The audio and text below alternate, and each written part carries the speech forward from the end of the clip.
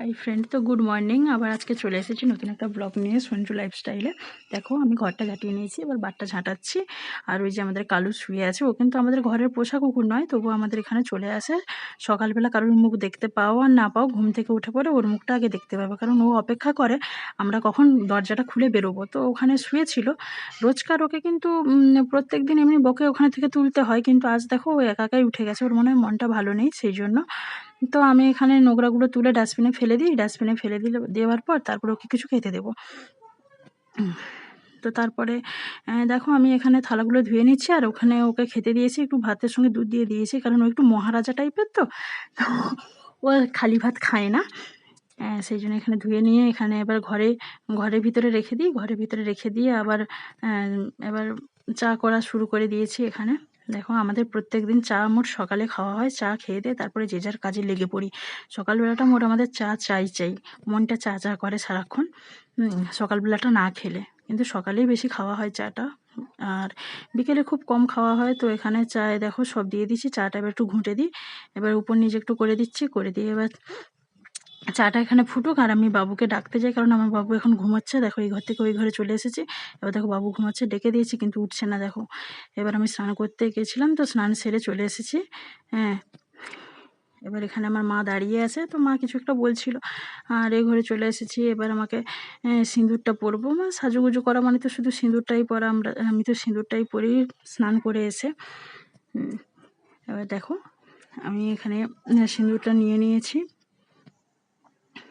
তারপরে টিপের পাতাটা খুঁজছিলাম তো খুঁজে পাইনি, সেই জন্য বলি থাক সিঁদুরটাই কপালে পরে নেবো। তো তারপরে দেখো বাবু ওখানে ছিল, আর আমি এ ঘরে এসে আমার ফোনটা চার্জে ছিল, তো চার্জারটা বন্ধ করলাম, লাইটটা ফ্যানটা সব অফ করে দিলাম, কারণ ওই ঘরে তো থাকবো না, তো এই ঘরে চলে আসবো, এই জন্য এই ঘরে চলে এসেছি।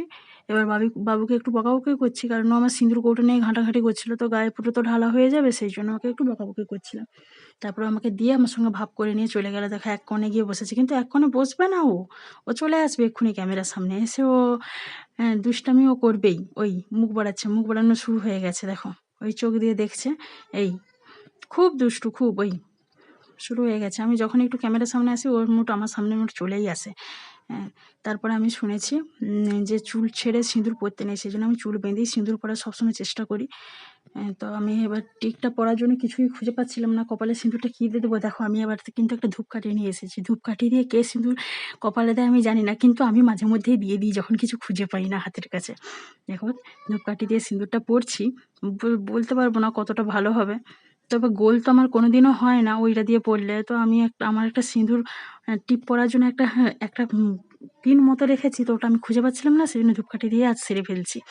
আর বাবুকে এখানে বকাবকি করছি, ও শুধু বলছে আমাকে দাও করছে।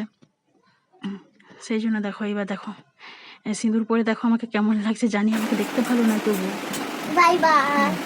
তুমি কি টাটা করছে ও সবাইকে। আমি খেতে পারি না, ঘুমাতে পারি না। তুমি কি করছো?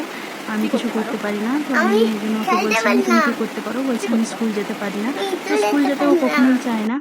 তারপর দেখো এখানে আমি মাথার চুলটা একটু ছেড়ে নিয়ে একটু শোকাচ্ছি। তো মাথায় তো বেশি চুল নেই বলে কি আমি আর চুল শোকাবো না, তো যেই কটা আছে সেই কটাকেই যত্ন করছি। দেখো হ্যাঁ, এবার দেখো মাথায় দেখো এই চুলটা শুকিয়ে নিয়ে দেখো আমার গালে না একটা পিম্পলস হয়েছে, কি বড়, আমি ওইটাই দেখছিলাম বারবার, কালো হয়ে গেছে কেমন করে, আর বাজেও লাগছে খানিকটা। আমার চোখের নিচে ডার্ক সার্কেলটা অনেকটা বেড়ে গেছে, তো ওটা তো আমার সবসময় ছিল, কিন্তু এখন একটু বেশিই বেড়ে গেছে। তারপরে একটু আমি যাই, গিয়ে দেখি ওই বাবু কাপড় একটা পেপার মতো পেতে দিয়েছে, তো তারপর আমি এখানে লাইটটা জ্বেলে দিয়েছি, একটু বাইরের দিকে যাই, ঘুরে আসি, দেখি কি করছে সবাই। তারপরে দেখো আমি বাইরে থেকে ঘুরে আসছি, এসেই এখানে রান্না বসিয়ে দিয়েছি। তো এখানে তো মাছে লবণ মাখাবো, মাছটা সকালে নিয়ে আসা হয়েছে, তো মাছে এবার লবণ মাখিয়ে দিয়েছি, তো এবার হলুদ মাখাবো, হলুদটা মাখিয়ে নিয়ে তারপরে রান্না বসিয়ে দেবো। তো এ পাশে কড়াটাতে ওই ষাঁড় কচু সেজো ঠাকুমা দিয়ে গেছিলো, সেই জন্য ষাঁড় কচু রান্না হবে, ওটা মা রান্না করবে, ওটা আমি রান্না করতে পারি না, তো আমি এ পাশে মাছটা ভেজে নিয়ে আগে তারপরে মা এসে ওটা রান্না করবে।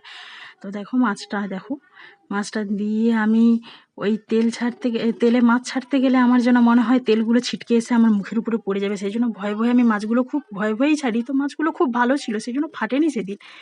হ্যাঁ, তো দেখো আমি কেমন করে মাছগুলো ছাড়ছি। হ্যাঁ, তারপরে মা চলে এসেছে, এসে এই সারকুচি আবার রান্না করবে, এই জন্য মা চলে এসেছে। মা বলছে ভিডিও করছিস? আমি বলছি হ্যাঁ। তারপরে দেখো এই মাছগুলো ছেড়ে দিয়ে এবার মা চলে এসেছে। মা এবার মা সারকুচি তরকারিটা তুলবে, তো ওটা আমি দেখে নেবো একটু। ওদিকে মাছটা ভাজতে বসিয়ে দিয়েছি, আর ওদিকে আমি দেখো আসছি একটু গেছিলাম ওই পাশের দিকে, বাবু কী করছে সেজন্য দেখে এলাম। দেখে এসে দেখো এখানে মাছ ভাজা হচ্ছে, আর এখানে সারকুচি তরকারিটা এবার হবে। আর কিছু মাছও আছে এখনও ভাজতে হবে। এখানে তেলের মধ্যে মা পেঁয়াজ দিয়ে দিয়েছে, দিয়ে এবার নাড়ানাড়ি করছে। তো এখানে এবার আদা রসুন বাটা দিয়ে দিয়েছে, তারপরে দেখো একটু আদা রসুন বাটা দিয়ে এখানে নাড়ানাড়ি করছে, তারপরে হলুদ আর লঙ্কা দিয়ে দিয়েছে। তো হলুদ লঙ্কা দেওয়ার পর দেখছি একটু লাল লাল হয়ে গেছে। এবার এখানে এটা কিছু একটা মশলা মতো হবে, ওটা একটু দিয়ে দিয়েছে গুঁড়া মতো। তারপরে এখানে আদা রসুন বাটা জলটা একটু দিয়ে দিয়েছে, দিয়ে এবার নাড়ানাড়ি করছে। এবার নাড়তে নাড়তে দেখো কষানো চলছে, মশলাটা কষানো চলছে। তো মশলাটা একটু ভালোভাবে কষে যাক। এই কষে গেছে, এইবার সারকুচু তরকারিটা তুলবে। তো এই জন্য আমি দাঁড়িয়ে দাঁড়িয়ে একটু দেখছি মা কেমন করে সারকুচুর তরকারিটা বানায়। তো ওতে ছলা দিয়েছে, আর সারকুচুটা আগে থেকে সিদ্ধ করে নিয়েছে, তো জল ঝরিয়ে নিয়ে এসেছে। তবুও একটু জল বেরিয়েছিল, সেই জন্য জলটাকে আরও চেপে ফেলে দিল। ওই জলটা নিতে নেই, জলটা নিলে কিটায়। সেই জন্য এবারে একটু চিংড়ি মাছ দেবে। সারকুচুতে একটু চিংড়ি মাছ না দিলে ভালো লাগে না। তো চিংড়ি মাছ বাবা সকালবেলা দোকান থেকে এনেছিল, আর চিংড়ি মাছগুলোকে একটু কেটে কেটে দিচ্ছে যাতে সবার মুখে পড়ে। তো চিংড়ি মাছ তো আমার বোন আর আমার বাবু খেতে খুবই ভালোবাসে, সেই জন্য মা আরও দুটো চিংড়ি মাছ দিয়ে দিল। বলছে এতে কুলোবে না, এই জন্য আরও দুটো চিংড়ি মাছ দিয়ে দিল। দিয়ে এবার নাড়ানাড়ি করছে। দেখো নাড়ানাড়ি করতে করতে এবার একটু রেস্ট নিচ্ছে, আবার নাড়ানাড়ি করছে। এখানে দেখো নাড়তে নাড়তে এবার ঢাকনা দিয়ে দিবে, কিন্তু এখনও ঢাকনা দেয়নি, এখনও মশলাটা মাখানো হচ্ছে, ভালো করে কষবে। তো সেই জন্য ভালো করে কষে নিয়ে এবার ঢাকনাটা লাগিয়ে দিল। তো আজ এখানে পর্যন্ত এই ব্লগটা শেষ করছি, টাটা।